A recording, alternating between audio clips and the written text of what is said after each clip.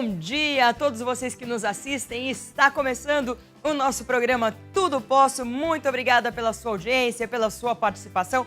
É muito bom estar com vocês e hoje o programa está sensacional, está muito bom. Vale a pena ficar com a gente até às 11h30 da manhã. E vamos começar com um assunto sério que preocupa o mundo todo. Recentemente, uma pesquisa realizada pela Universidade de Washington revelou que cerca de 2,1 bilhões, não estou falando milhões, não, bilhões de pessoas no mundo são obesas, gente, e sofrem com sobrepeso, o que representa quase 30% da população mundial. Enquanto existem 805 milhões de pessoas no mundo com desnutrição crônica. Olha o que acontece. No programa de hoje, nós vamos conversar com o gastroenterologista e cirurgião bariátrico do Hospital Lefort, o Dr. Tiago Slego, que vai falar sobre as causas, sintomas e tratamentos da obesidade. É daqui a pouco. E você já fez a sua declaração do Imposto de Renda 2015? Você já tem os documentos separados? É nessa época do ano que a busca pelos recibos, aliás, você já deve estar com tudo pronto, né? Recibos de compras, notas fiscais, extratos bancários, contas antigas, tudo isso, essa procura se intensifica. Por isso é preciso manter os documentos em ordem e organizados. Para dar dicas de como organizar os documentos da casa e pessoais também, nós vamos conversar com a consultora de organização Sheila Procópio. Bom, vocês sabem que o país tem vivido a pior crise hídrica da história.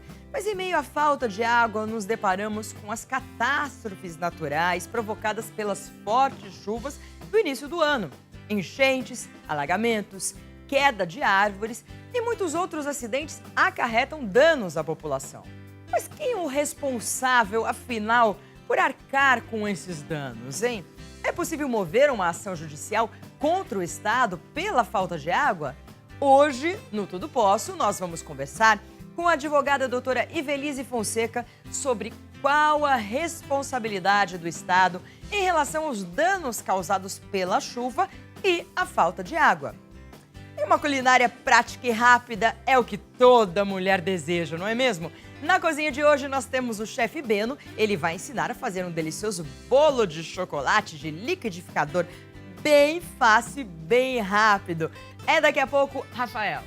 Diante da maior crise da cidade de São Paulo, maior crise hídrica, a falta de água tem gerado prejuízos para muitas pessoas. E de acordo com o Código de Defesa do Consumidor, os serviços públicos devem ser prestados com segurança, qualidade e continuidade. Mas será que essa lei, pode servir de base para uma ação contra o Estado por conta do corte de fornecimento de água em função dessa crise hídrica? Nós estamos recebendo, então, para bater um papo com a gente, sobre essa situação. Vai falar também sobre danos materiais ocasionados por essas enchentes, porque a gente tem pancada de chuva final de tarde aqui, quase que todos os dias, A doutora Ivelise Fonseca está aqui para esclarecer todas essas situações. Doutora, bom dia. Bom dia. Obrigado pela presença. Olha, citando então, novamente aqui o Código de Defesa do Consumidor, palavrinha bem clara, O que diz aqui, ó? Os serviços públicos devem ser prestados com segurança, qualidade e continuidade. Não está acontecendo isso. E aí, o que a gente faz? Prazer. Eu como consumidor. Rafael, é um prazer estar com você aqui no seu ambiente mais uma vez e ter a oportunidade de falar de um tema tão polêmico, porque realmente ao Estado, ao poder público, diz a Constituição Federal que há a responsabilidade e a obrigação de oferecer esses serviços com qualidade. Então, quando oferecidos, deve haver continuidade. Realmente, a concessão da água, da energia elétrica, é um serviço que o nosso poder público tem garantido à população. E como essa população depende deste serviço, quando o serviço é interrompido ou ele vem de forma prejudicada, isso ofende valores maiores, Rafael, como, por exemplo, a saúde humana. A água, ela é um bem muito imprescindível à nossa vital, saúde. Precisamos é isso mesmo. A maioria das doenças que existem nos hospitais de pessoas doentes decorrem de águas que estão contaminadas. ou águas que não foram bem tratadas. Como serviço de tratamento, serviço de escoamento, de construção para impedir o alagamento é responsabilidade do poder público, então realmente há de se questionar o que está acontecendo. Sabe que havia uma época que se dizia que chuvas, tempestades eram vistas como situações de forças maiores. Então, ninguém poderia ser responsabilizado. Falar de algo que é força maior, eu entendo que é algo que não pode ser previsível, que é algo que aconteça no nosso país e que nós não estejamos acostumados. Por exemplo, a neve. A neve nos Estados Unidos deixou de ser algo imprevisível e os governos, os agentes políticos trabalham em prol da população para poder minimizar os riscos da neve, porque é algo que acontece pontualmente todo ano. Então, isso é previsível e entra numa política ambiental de controle e de preservação. Aqui no nosso país, especialmente na região de São Paulo, as tempestades, a questão da água, do momento de crise hídrica que nós nos encontramos, já era algo previsível de muitos anos. Hoje, nós estamos enfrentando uma situação de grande impacto e de grande prejuízo para toda a sociedade. Mas, doutora, recentemente, inclusive, nós tivemos o caso de um advogado que chegou a processar o Estado, né? É verdade. Entrou com uma, não sei se processar, mas entrou com, não sei o termo correto, mas ele entrou com uma ação dizendo, não vai cortar água para o meu trabalho, para minha casa. E aí? Verdade. E esse advogado conseguiu, através de uma liminar, eu acompanhei essa decisão, isso está noticiado, fazendo com que, através da força judicial, a Sabesp instalasse uma máquina para poder mensurar a água dele, porque no bairro dele, na realidade, estava havendo essa alternância do oferecimento da água. E isso prejudicava. Então, esse advogado entrou com a ação baseado num fundamento legal. Enquanto não houver um decreto, uma lei determinando o racionamento da água, então ele, como consumidor, não pode ter o serviço prejudicado. Como deveriam agir, então, os consumidores? A vizinhança dele, no restante das pessoas que convivem, foram beneficiadas. Porque dizem as pessoas para entrevistas, no meio de comunicação, que depois que ele entrou com essa ação, nunca mais faltou água ali na região. Agora, sobre racionamento, ontem eu estava lendo notícias pela internet, né? O governo do estado, a Sabesp, falou novamente sobre um quarto volume morto, uma quarta cota, né? Primeiro, segundo, que a gente já está utilizando, vem aí o terceiro, a Agência Nacional de Águas ainda vai liberar, e agora descobriram o quarto volume morto. Só que nessa descoberta, é claro que os políticos deram declarações. E o governador do estado, Geraldo Alckmin, disse novamente que não tem racionamento. Né? Só que assim, a gente já sabe que está faltando água em vários cantos da cidade. E mesmo para quem não está sofrendo com a falta de água, sente que a pressão já caiu. Sim. Realmente, essa ponderação do Rafael é muito oportuna, porque não houve uma declaração oficial de racionamento no nosso estado ou no município de São Paulo. Mas algumas regiões têm sofrido com essa situação. Então, esse advogado pontual, ele conseguiu, buscando seus direitos, através de uma ação, garantir água para ele. Se você me perguntasse, Ivelise, no meu bairro falta água, eu devo entrar com uma ação? Isso abre precedência para uma nova ação? É uma grande discussão nesse aspecto. Eu não posso dizer, em nome do judiciário, porque não tenho poderes para tal, para dizer, abre precedência, se você entrar com uma ação, você vai ganhar. Mas eu posso dizer que cada um que necessitar, enquanto não houver uma decretação oficial, eu oriento para buscar a efetivação dos seus direitos. Então, se você tem, por exemplo, um açougue, ou um comércio, ou trabalha num hospital, ou numa escola, está mais do que na hora de buscar medidas que previnam a manutenção da água, para que não haja prejuízos maiores no tocante à saúde, no tocante ao manuseio da alimentação. Uma das áreas mais complexas e prejudicadas em relação a esse racionamento, Rafael, é a questão dos restaurantes, dos bares, quem lida com comida, porque ficando sem água, como é que se produz? E a condição desse alimento que vai chegar para nós? Quem vai garantir? A higiene desses espaços também, Isso mesmo. sem dúvida alguma. Eu sei que tem muitos restaurantes aqui em São Paulo que já estão aderindo ao plástico. Prato plástico, copinho plástico, só que tem um porém também, né? A gente sabe que a indústria plástica, para poder produzir, transformar aquela matéria-prima em plástico, naquele formato, utiliza muita água para poder refrigerar o produto lá, a matéria-prima, né, que vem aquecida, ganha o formato ali. Quer dizer, você economiza de um lado, mas lá atrás você está gastando, né? É isso mesmo, você tem razão. É por isso que o que nós necessitamos no momento é uma política de educação e conscientização, para que de uma forma ou de outra a sociedade seja impactada. Eu penso que o consumidor não pode ser, na realidade, penalizado de maneira indevida. Estabelecer, na realidade, o racionamento da água é uma forma de penalizar quem não está gastando. Como nós não nos encontramos num momento equilibrado na utilização da água, realmente o racionamento vem como uma forma para auxiliar. Mas ele não é oficial, não está decretado. Enquanto não houver uma decretação oficial, esse racionamento pontual, no meu ver, tecnicamente, pode eventualmente ser questionado. O que as pessoas estão reclamando é assim, está faltando água, mas a verdade o governo, a Sabesp, eles não avisam quando vai faltar. O problema é justamente esse. Se as pessoas tiverem essa informação, Sim. é claro que elas vão ter um tempinho extra ali para poder se precaver desse caso, né? Para Sim. poder armazenar água, pelo menos para as funções necessárias do dia a dia, né? Que é o cozinhar, é o beber água. Não tem essa informação. Sabe, uma das dicas seria entrar em contato com a concessionária do serviço e anotar. Eu sei que isso é muito burocrático, desgastante, mas né? é importante, porque é o seguinte, o Estado, o poder público tem a responsabilidade de prestar o serviço, mas se o consumidor teve um prejuízo, cabe a ele fazer a prova do prejuízo e não ao Estado, porque se o poder público oferece o serviço e o serviço não chega com qualidade, sou eu quem estou prejudicada que devo provar que a qualidade não existiu. Então, eu devo tirar fotos dos produtos que estragaram, fazer um boletim de ocorrência, ligar e anotar os números de protocolos das ligações, fazer a reclamação, porque essa reclamação formal é o que me imune, me dá base para posteriores requerimentos na Justiça. Então, isso é importante. Bom, vamos falar então sobre prejuízo agora, né? Tá bom. A situação é a seguinte, não falta apenas água. A gente sabe que a gente sofre com uma crise elétrica também. Até porque no país, a fonte de geração de energia depende da água, depende das nossas hidrelétricas e nós já tivemos apagões aí nos últimos tempos, né? Sim. Mesmo que o governo tente mascarar de alguma forma, ninguém é bobo, né, Feliz? Sim. A gente realmente sabe o que tá acontecendo. Agora, faltou energia. Ok. Até mesmo em decorrência de chuva, de vendaval, eu perdi um medicamento caro, de uso contínuo. O que eu faço? Eu entendo que deve-se entrar em contato com a empresa que fornece a energia e registrar sua reclamação, pedindo então a dedução na conta em relação à energia que não foi prestada e o prejuízo deve ser demonstrado. Tire foto, então pegue testemunhas, gere provas. Isso é importante, Rafael. E aí, tome as providências de uma ação judicial. Tá, mas isso é resolvido de uma hora para outra? É rápido esse processo? Não, um processo judicial no nosso país, eu não posso dizer que ele é rápido, porque existem inúmeros processos. Então, eu mesma advogo, conheço de causas e depende muito de um trâmite, tem o seu passo a passo.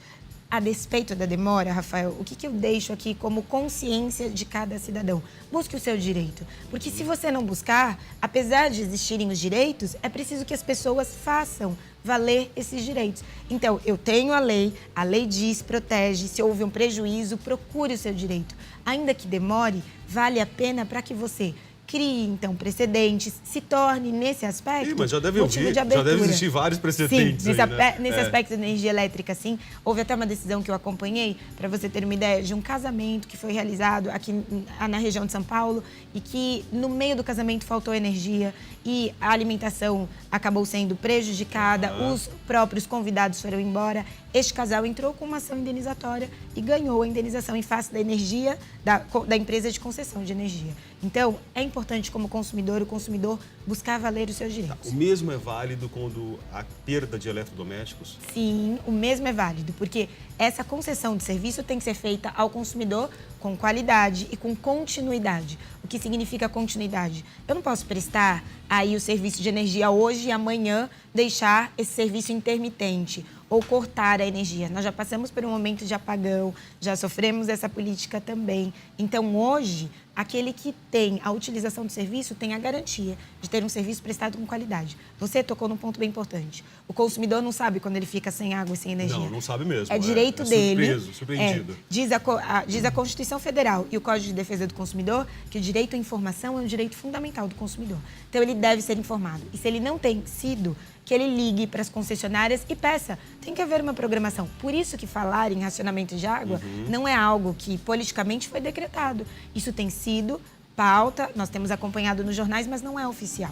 Então, é direito do consumidor buscar informação. O governo não fala em racionamento, mas fala em multa.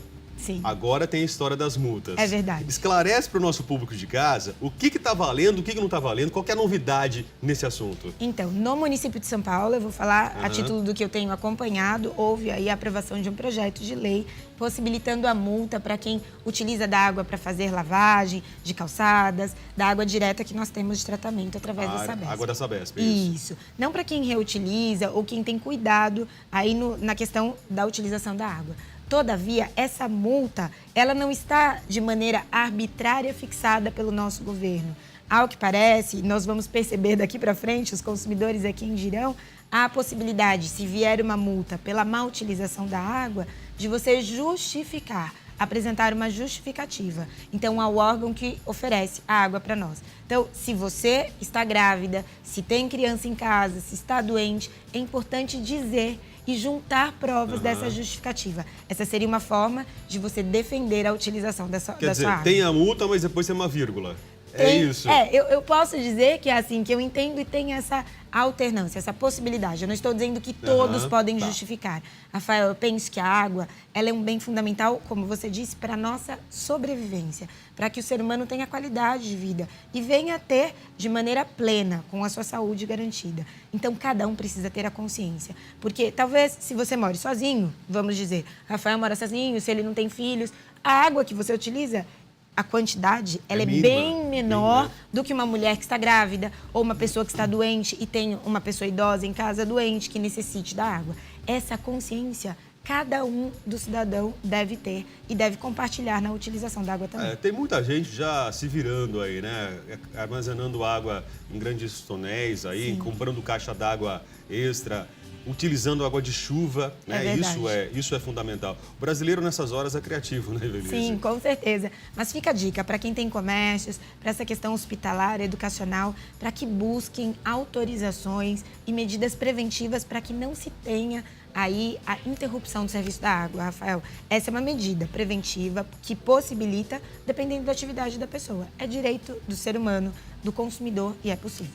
Final de tarde, Evelise, pancadas de chuva são muito comuns aqui em São Paulo, na Grande São Paulo. Regiões aí da periferia têm sofrido bastante por conta de enchentes, inclusive, e até mesmo aqui na região central da capital paulista. Tô lá com o meu carro no trânsito. Sim. E aí meu carro foi completamente danificado porque entrou água, a parte elétrica foi por água abaixo, literalmente. O que é que eu faço? A minha dica é que se você teve prejuízo em relação ao carro, já que você pôs a situação de uma enchente, imagine uma tempestade ou uma árvore cai em cima do carro. O que você pode fazer? A primeira dica é ligue para o seu seguro, para a empresa de seguro. E cumpra todas as orientações da empresa. Então, você não deve tirar o seu carro, você mesmo mobilizá-lo para que você não venha concorrer com prejuízo. Então, seja orientado pela empresa de seguro. Tire fotos, busque testemunhas, faça 3 orçamentos, Rafael. Tá. Isso é importante que eu estou falando. Mas nesse caso, Evelise, a senhora está falando aqui, fale com a empresa de seguro. Isso. Eu não tenho seguro. Sim. Eu posso responsabilizar o Estado por uma catástrofe natural? Você até pode entrar com uma ação, mas é preciso provar que o Estado teve essa responsabilidade. Digamos que, então, o seu carro se encontrava num local onde houve alagamento por ineficiência do serviço. Tá. Você não pode entrar com ação. Porque a boca de lobo estava entupida. Isso. Tem que provar justamente isso. Isso. É essa a situação. Esse é o ponto, Rafael, porque é o seguinte, quem nos escuta, o telespectador, ele não pode pensar que porque choveu e o carro estragou, agora todos podem entrar com ação contra o Estado, responsabilizando pelas chuvas e pelas enchentes. É preciso que ele prove, tenha um nexo causal. Então, faça a ligação. O meu carro foi prejudicado porque aquele ambiente não tem o serviço prestado. Então, é preciso fazer 3 orçamentos, tirar fotos, juntar testemunhas, para que demonstre o seu prejuízo. Não é o carro só prejudicado, mas que você tenha provas de que aquilo aconteceu por ineficiência do serviço estatal. O mesmo acontece com uma árvore. Por exemplo, a manutenção das árvores, ela é também de responsabilidade ou dos donos das árvores ou do próprio poder público. Uma árvore que está podre por dentro, que está comprometida... A árvore que está na rua, na calçada, no Isso. passeio público. Isso. De quem é essa árvore? Então, vai depender, porque é o seguinte, se ela for da responsabilidade de um proprietário daquela casa, o proprietário é o responsável por manter aquela árvore. E se ele não cuidou da árvore e a árvore caiu no seu carro, então aquele proprietário é o responsável pelo dano. Mas como que eu sei que aquela árvore é minha? Porque fui eu que plantei, é isso? Pode ter sido ou você quem plantou ou você tem licença do órgão correspondente para cuidar daquela árvore, ou a manutenção das árvores como um todo, diz a lei, é do próprio governo e do poder público. Nesse sentido, se há um prejuízo num automóvel, porque a árvore caiu, tombou em decorrência das tempestades, e se ficar provado que aquela árvore estava mal preservada, então ela estava dentro oca, ou por causa das chuvas ela acabou tombando porque não era podada devidamente, aí sim é possível nós falarmos numa ação judicial com demonstrações e o poder público responder. Doutora, até agora a gente falou praticamente sobre direitos do consumidor. Mas esse consumidor, diante de toda essa situação, é claro que ele também tem deveres. Excelente. O que eu, consumidor, posso fazer para amenizar? Ok.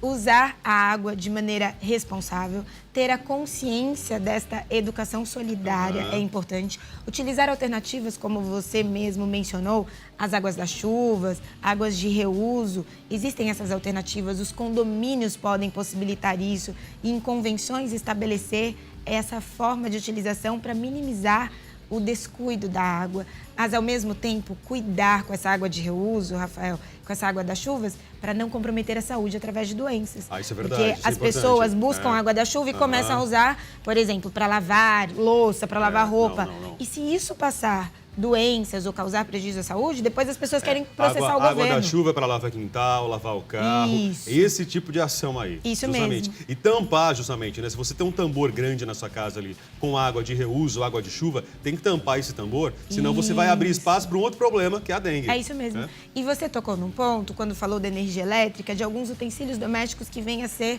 comprometidos pela instabilidade da energia. Fica a minha dica, se você já reside num espaço que sabe que está acontecendo essa instabilidade, apesar de não ficar satisfeito com isso, tire da tomada, evite que os seus aparelhos venham a ser prejudicados, porque aí é preciso que você faça a prova de que houve prejuízo. Doutora, muito obrigado pela conversa, foi bastante agradeço. Esclarecedora. Espero que você aí em casa, né, tenha aprendido um pouquinho, sabe dos seus direitos, mas acima de tudo dos seus deveres. Excelente. A água, gente, é um bem vital e todos nós temos que economizar, de uma forma ou de outra, poupar aí, né? Fecha a torneira na hora de escovar o dente. É tão fácil, tão simples. Intervalo, tô esperando você daqui a pouco.